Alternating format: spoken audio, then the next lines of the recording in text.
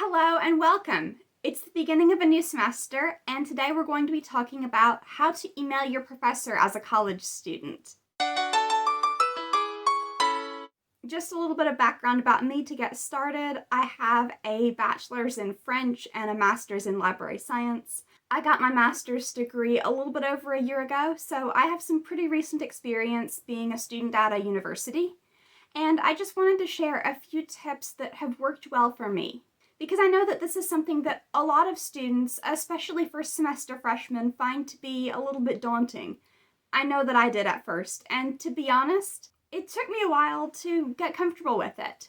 So without further ado, here are 5 tips to make emailing your college professor a little bit less stressful. Tip number 1 is to email them as soon as you know that you need something from them. Whether you know that you need a little bit of extra help in the class, you're not quite understanding the material, whether you know that you'll be absent or will need an extension on a due date, whatever it is that you're emailing to ask for, email at the first opportunity. Y'all, I cannot emphasize enough how important this is. This won't be the case for every professor, and there will be some probably that will tell you up front, 2/3 of this class will fail or whatever, and will not necessarily be willing to help you out.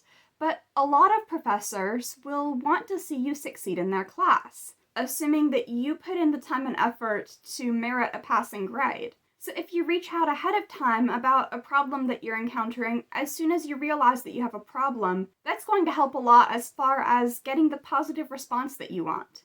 Again, it's not a guarantee in all situations or that all requests will be accommodated, but it's just a massive point in your favor. And that doesn't just apply to the big picture either. For questions about a specific homework assignment, if it's due, say, on Thursday, and you email on Tuesday, you're a whole lot more likely to get a response in time because you never know if your professor is going to be checking their email after hours. If you send it at 9:30 p.m. on the night where it's due at midnight, your professor may not see that until the next day. If you're really lucky, you may get a response in time, but you also might not. So emailing a day or two ahead of time to give them plenty of time to get back to you, that's always good advice. Tip number 2 is to figure out how you're supposed to address them and to use a greeting that uses that form of address.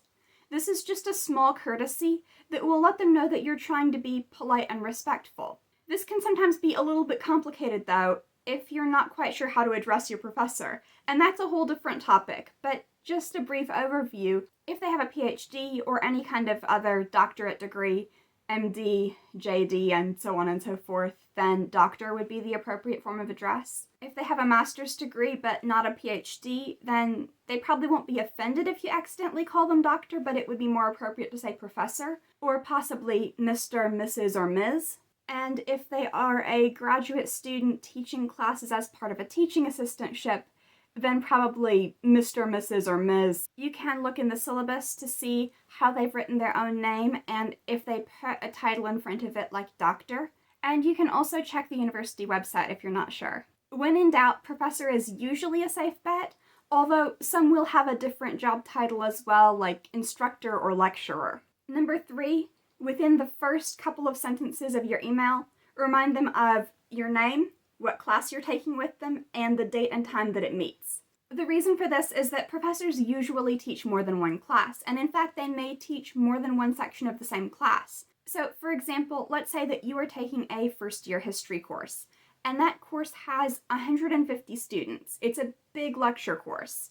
And your professor for that course also teaches a second section of that course, plus a 200-level course with only 25 students. If you send them an email and say, "Hi, my name is John Smith, I'm in your history class," that may not narrow it down for them a lot. If you say, "Hi, my name is John Smith, I'm in History 101, which meets on Tuesdays and Thursdays at 9:30 a.m., that will help a lot. Number 4 is to be clear and concise.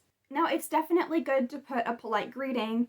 Hello, hope you're doing well. If it's right after a break, hope you had a good fall break, whatever the case may be.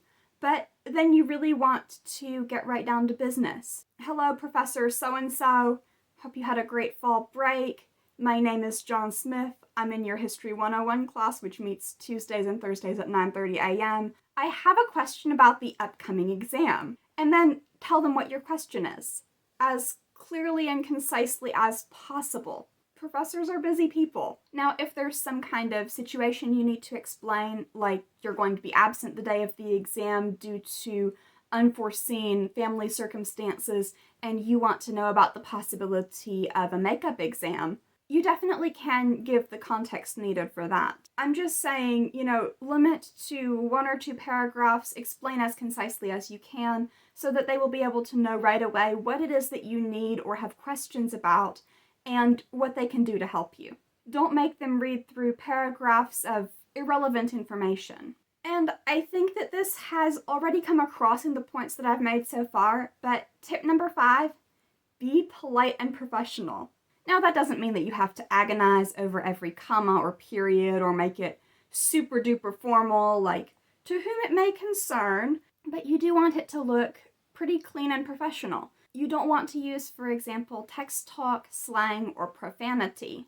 And you definitely should proofread before you send it. That just shows a basic level of respect and that you're taking this seriously. So I hope that you found this video to be helpful. If you're a college or university student, let me know in the comments down below what strategies you find to be most effective for emailing your professors. And if you're a college professor, feel free to chime in and let me know if there are any things that I missed that you'd like to see when students email you.